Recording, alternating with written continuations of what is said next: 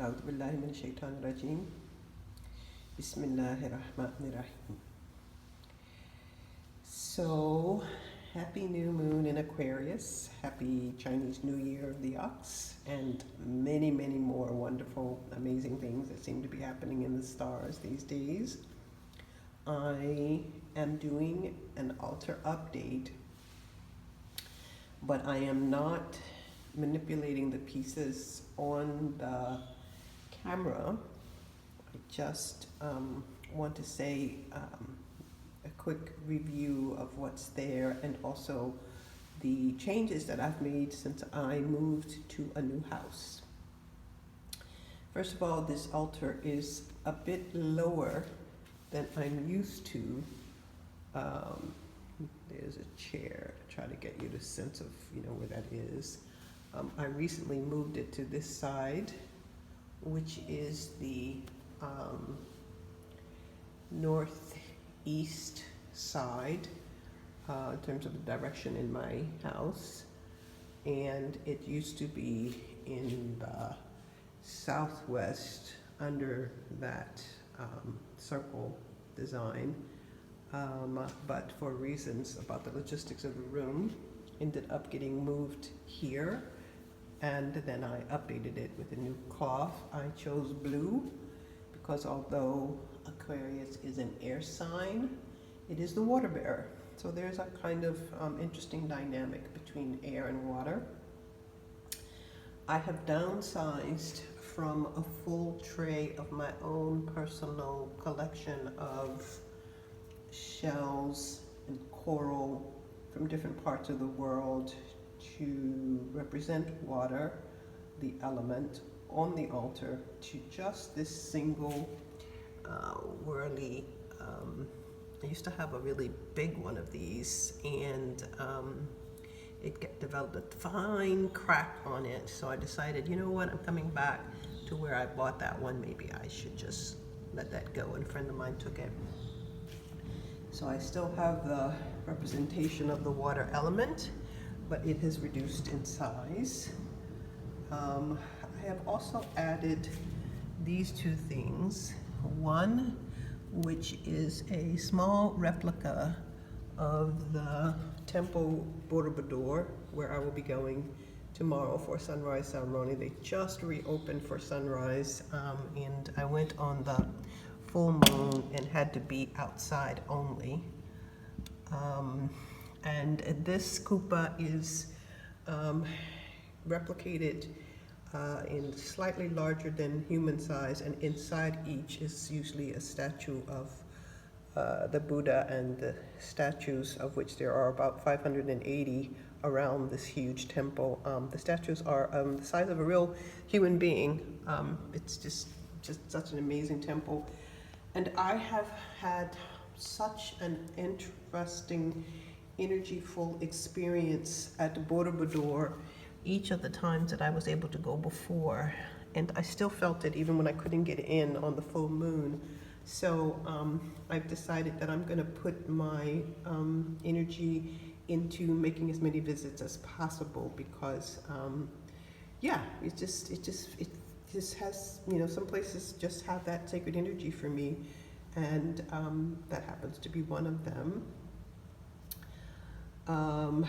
The Chinese New Year, last year I went to a celebration with the president, and so my material affirmation with 3 multicolored crystals, gems, or stones is still on the altar. This one, interestingly enough, is about health and includes a mantra that was given to me by a healer.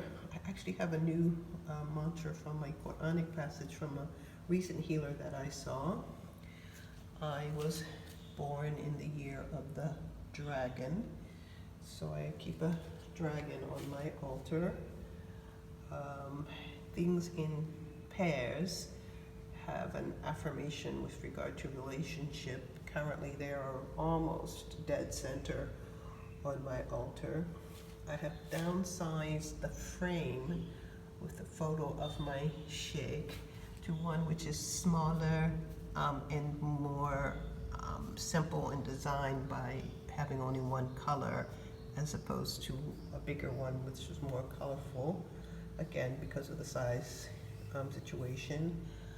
I feature not only the word Allah, but also La ilaha illallah Muhammad Rasulullah is written within that writing, because sometimes people think you forget that you're Muslim because you also remember that you're connected to the rest of the world.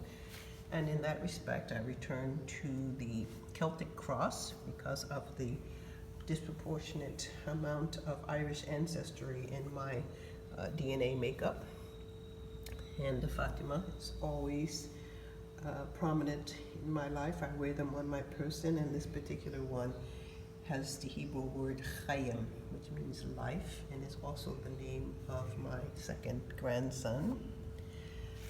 Everything with this world for me represents a divine feminine, and I got this in Jordan, which coincidentally that whole country, whenever I visit, has a really powerful energy effect on me. This is currently my only elephant on the altar. He is crystal clear and stands on a very precarious single leg. These two crystals to me are for the affirmation of the divine masculine in many ways. Vesnisha Bajaya, whose name I thought was Kuan Yin for so long, just recently, last few months, learned who she really is, which I think is interesting.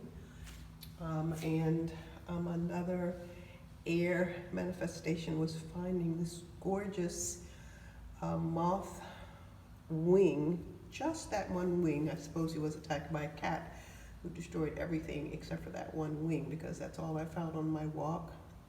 I miss being able to add blossoms to my altar every day, and quite frankly I miss the height. So as I reflect on it at this time, I believe the next stage for me will be to buy a separate table, which is just a tiny bit higher than this. I don't feel like this height gives the energy to and takes the energy from my altar, and so the plan is to elevate it in accordance to my current lifestyle, which is way higher than anything that I had before. I now have a proper sofa with a proper back and chairs that are really high and all that kind of stuff. So why is my altar down lower? So I'm about to go into my first small group session, and we're supposed to talk about altars, and I wanted to do this update, and I will be posting it shortly to the page. Love you. Stay in the light.